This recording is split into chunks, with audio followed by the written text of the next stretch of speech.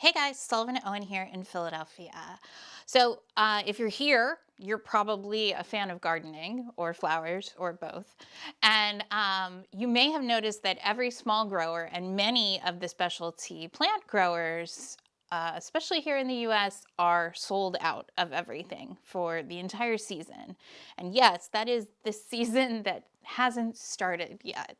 So, I was trying to think of some ideas for what people could do with their garden budget if everything that everybody is looking for is sold out everywhere. Although I presume that if everything's sold out, some people got those plants or seeds or flowers or what have you, but I'm not one of them. Let me start with some good news.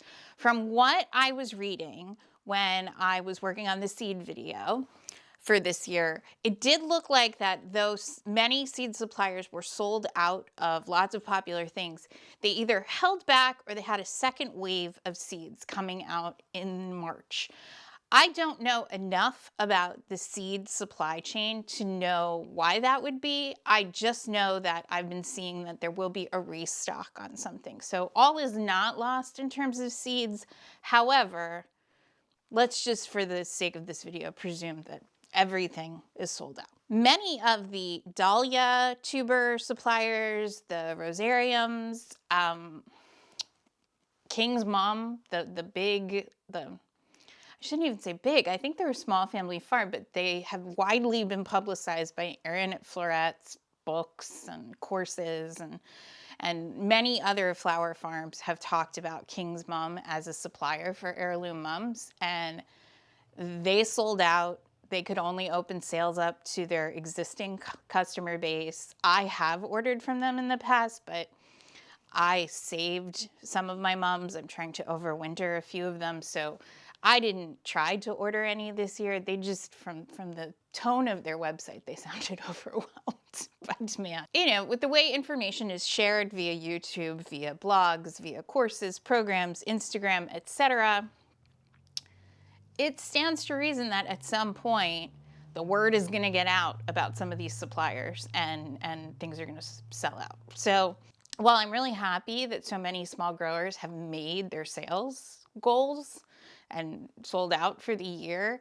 it's just not a way that I enjoy shopping. I don't want to have to set alarms or constantly refresh websites or sit in online waiting rooms waiting to buy one plant.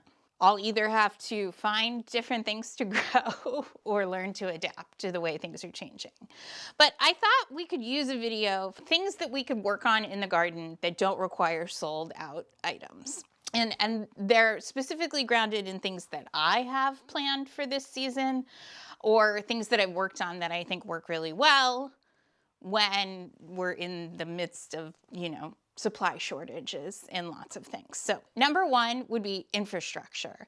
And what I mean by this is not going out and building bridges, but working on the hardscape structure, even building new garden beds or edging or redoing the lines of ones that you already have, but really working on the space for your plants.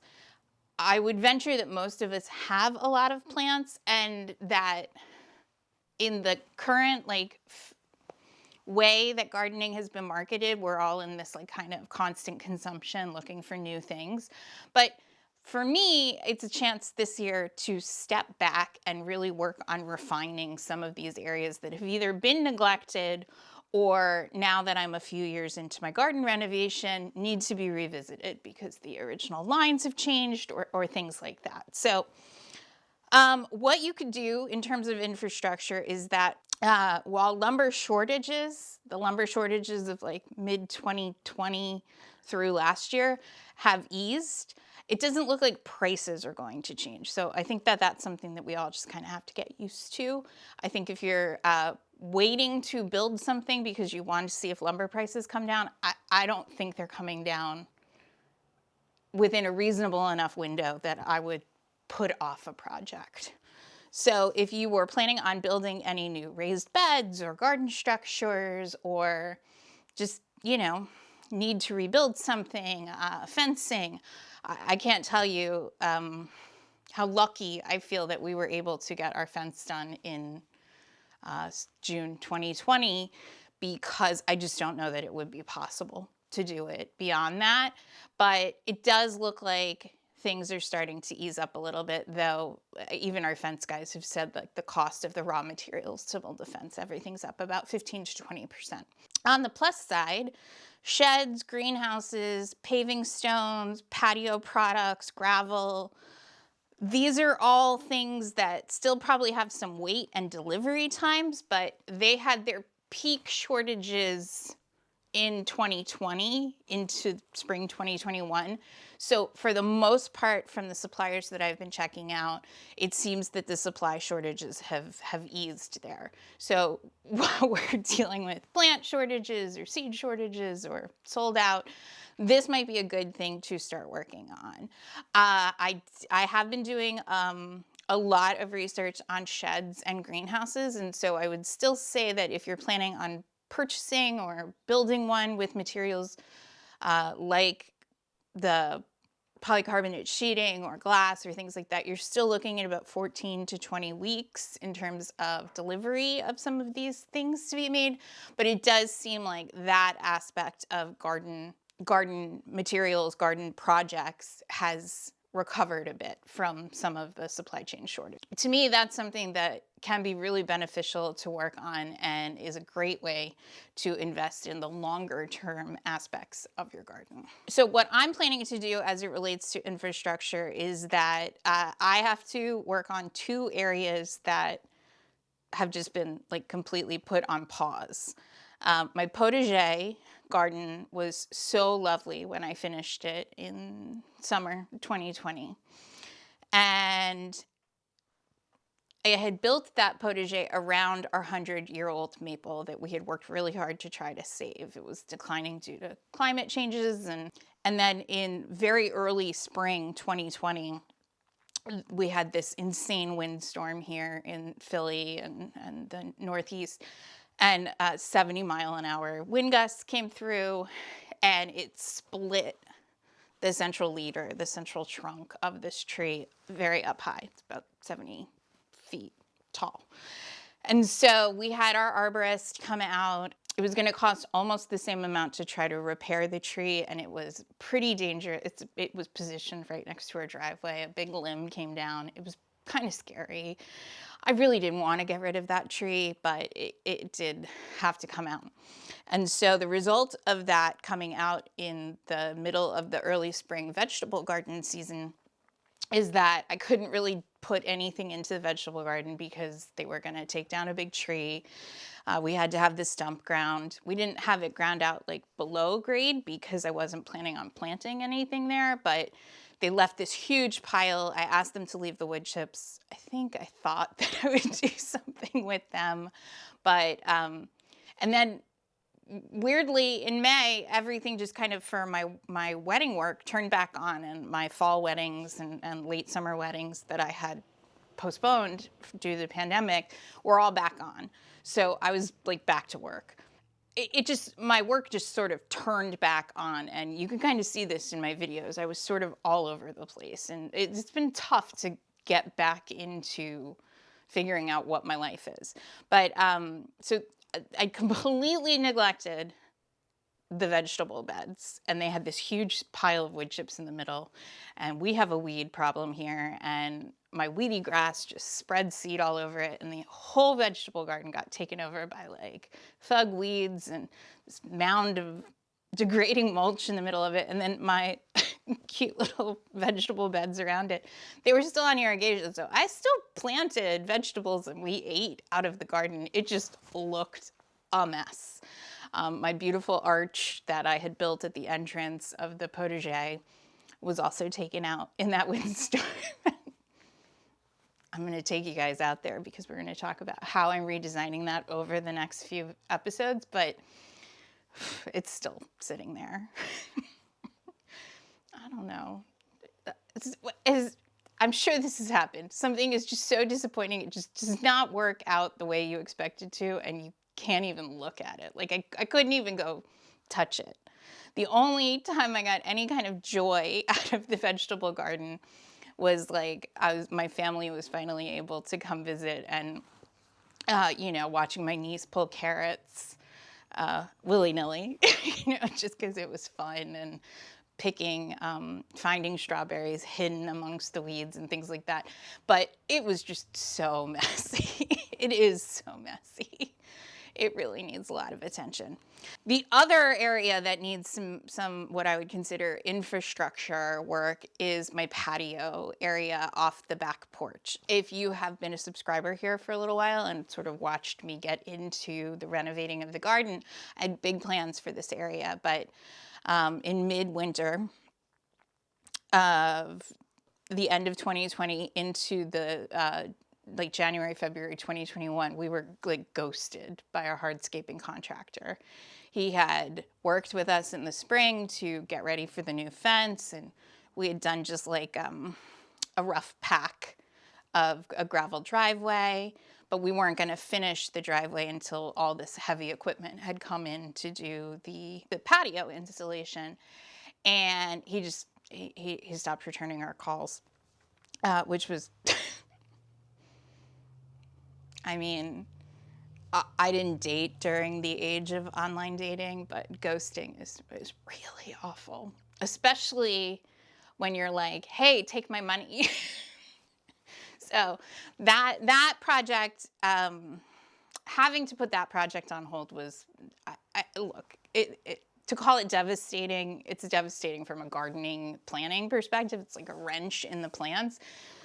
The last few years have been really brutal all around for so many people. I can't say it's the most serious thing in the world. And, you know, ultimately how these things tend to work out is that if you made me wait long enough for something, I'm going to figure out a different way to approach it and probably try to figure out a way to do it for less money. So that's what I've been able to do, which has been great. So I'll be working on this area with a new perspective of having been home staring at these gardens now for 2 years, 2 solid years. How will we really use this area? Is it worth investing in this like very elaborate patio design? Can I do some things more DIY? Can I do them with less expensive materials? And are they things that I'll be able to do on my own or with, you know, a subcontractor that's kind of working with me, as opposed to this like very costly and elaborate plan that we had originally. So that is something that I would like to have in place by fall. I almost would consider this like a subcategory of infrastructure, but irrigation. The irrigation suppliers seem to have mostly recovered also from the big demand swings that we had over the last season, 2 seasons. And most of the materials that you need are available. I have a very comprehensive video. It's my dad's code word for boring. Look, if you're not trying to build an irrigation system, there's no point in watching this video. But if you want to design and build an irrigation system from scratch, I have this video that I worked really hard on, kind of trying to distill everything that I had learned. I personally buy my irrigation supplies from Drip Depot, and I am an affiliate from them, but that doesn't cost you anything. It just means that I make a little money if you buy from them. And I'm really happy to recommend them, not because of the affiliate thing, but because they have so much information on their site. And it's really the reason that I was able to design and build my system to great success. But I really think that irrigation is something, even if you have established gardens, with the way the weather patterns are changing, especially if you have new, young plants, young gardens, which I presume with this big wave of gardening, a lot of people do. It's just so hard and also so wasteful to hand water things. And by hand water, I don't mean dragging a watering can around. I mean with your hose. The precision watering that you can do with an irrigation system is just so much better for conserving water because it's targeting the plants specifically at the root zone, so you're getting less evaporation. If you can get them on either like a rain cloud or a beehive or an orbit system, which are all automated watering controllers that work with, there's an application for whatever your water situation is. You can water either early in the mornings or late at night when it's cooler and darker, and the plants can really hydrate and store up that water for the following day. We have had such extreme weather, or I guess it's the new weather. It feels extreme when you look at past weather, but I guess it's just the weather. That this has just been so helpful for me. I noticed, because I'm on city water, so I pay a water bill monthly, I noticed that every time I would get a new garden planting onto irrigation and automate it, the water bill would come down. Not hugely, but a noticeable amount if it was taking me a month or two to have to hand water things before I could get the irrigation hooked up for a new area, like outside the fence. I could see in the water bill how much water we were not making good use of. I don't water every day. It's going to depend on your climate, but I have my automated systems to water some plants, some very sunny, hot areas, they get water every other day. Some areas that are shady or potentially retain more water, they get watered every 3 days. And when we have extreme rains, which it seems like we've had more of, I'm able to, you can pause the watering. So in general, I would really recommend exploring irrigation as a way to help you care for your existing plants. All right, so number 3 would be divide your perennials. This is such a non-flashy, not earth-shattering information, but if you need plants, and you have a garden, the chances are you probably have plants that could be divided. And I think that the idea of dividing and digging up plants is something that's sort of counterintuitive to the way gardening is marketed these days. We're sold the idea that we are, all the new introductions are upgraded and are somehow improved, but it doesn't mean that what you have already is not a perfectly great plant. And so many plants benefit from dividing because it sort of rejuvenates the plant and you're multiplying your plant stock. It's something that I'm going to be trying to show more because I actually do it quite a lot. I think I just mentioned I move plants a lot because I'm still sort of figuring out where everything's going. And whenever I dig something that either naturally splits or looks like it's ready to be divided, I'm doing that kind of naturally in the moving process. So I do think it's something that you're not going to see the gardening marketing establishment promoting it because they want you to buy more plants.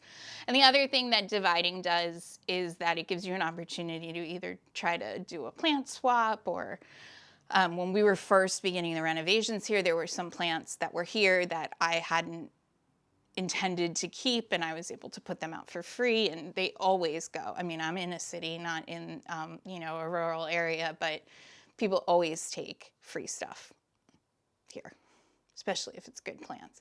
And then I often frequently see on different social media or neighborhood groups, like people wanting to do plant exchanges or looking to, if you've got something to divide, you may even find somebody that will come over, dig it up, divide it, take the division and replant yours for you. So definitely something to do, which gets you out of that cycle of everything sold out. All right, so number 4, consider some plants that I would call the heirloom plant categories. Now, if you're just meeting me, you do not know how obsessed I am with collecting plants that I, as a floral designer, got to design with maybe only once in a dozen years.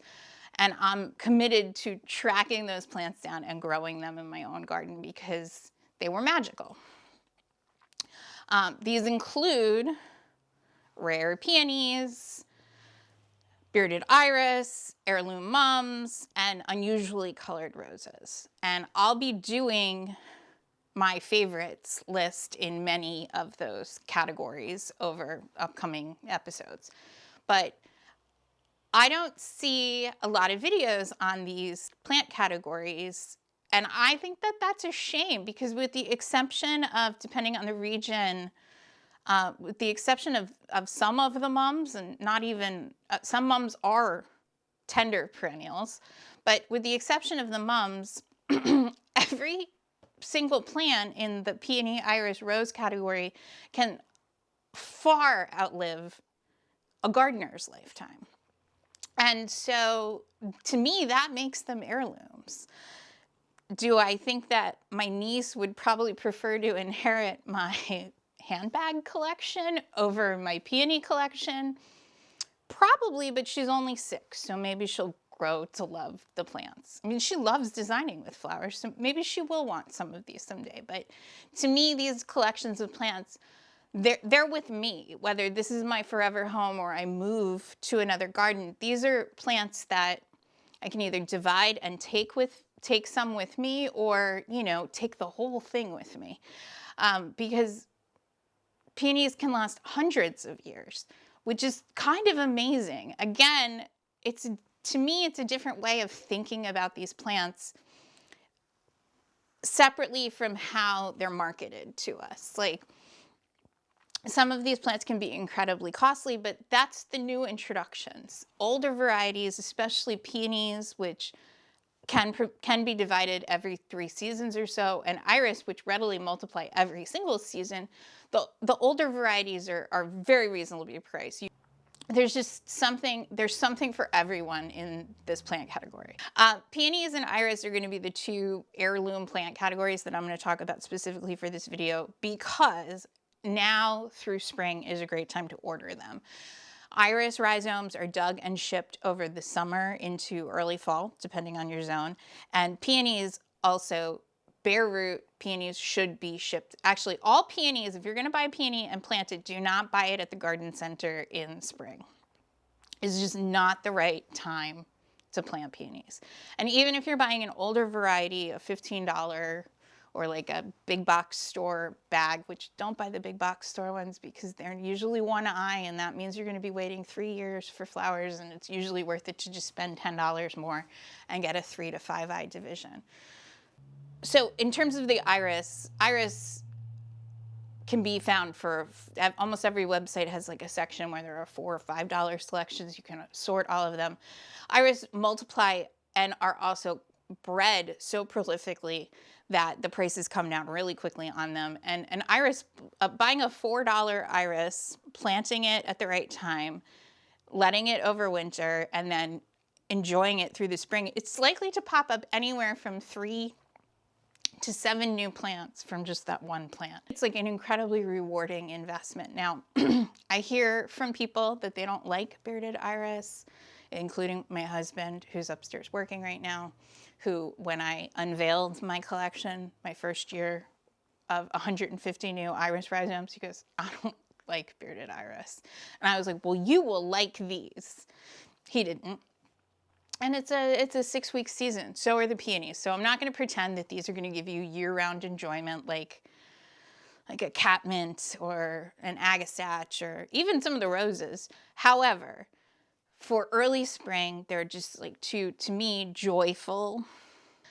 Bearded iris are just one of those plants that the biological structure of how plants multiply and thrive, it's all right there in the plant. And to me, that's very cool.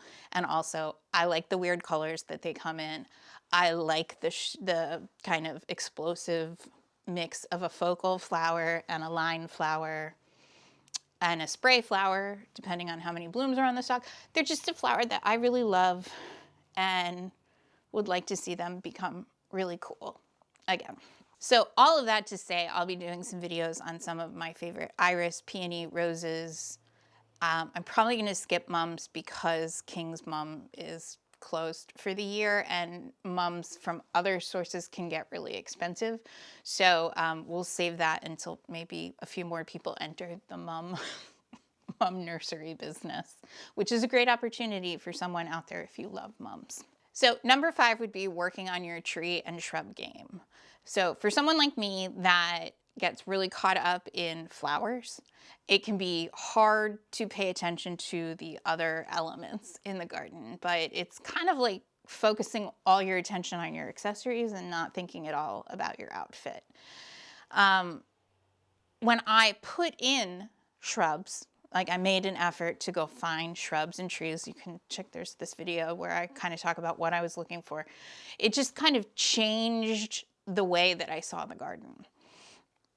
Now, I'm still hunting for some very specific things that I would like to complete the overall vision, but I really understand now why people say when you're renovating a garden or starting a garden is plant the trees as soon as possible. With the caveat that I don't think that you should just go plant whatever tree you can find. It should still be a plant that you want to devote that space in your garden to. I think there is something to be said for waiting for the things that you feel like are the right fit. Now, here's the good thing about trees and shrubs. These are larger plants that generally need to be purchased in your local area.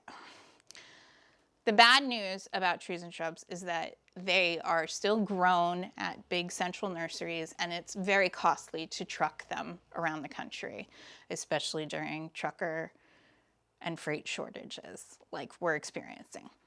So overall, from what I'm seeing, the price of shrubs and trees is up somewhere in the neighborhood of 10 to 20%. And I don't really think the prices are coming back down. All I can say about everything being higher priced is that if you're here watching this, you're probably into gardening and you know how hard it is to grow things.